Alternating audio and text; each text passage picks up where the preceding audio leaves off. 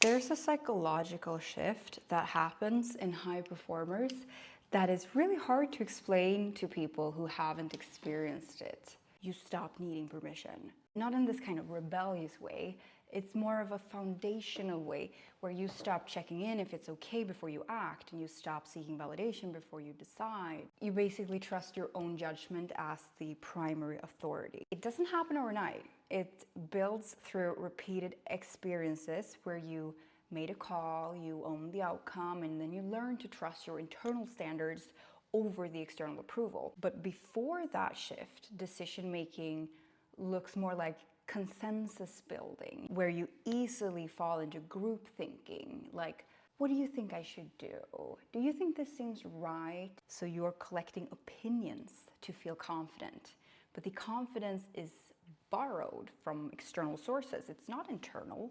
After that shift, decision making looks very different. You still gather input, it's intel, and you still value perspective from other people, but you're not asking for permission. So the question changes from what should I do to what am I missing? Is there any important information here that I should consider? In that way, other people's opinions become information, but they are no longer instructions. That shift actually terrifies people who haven't made it yet, because it looks like you don't care what anyone thinks.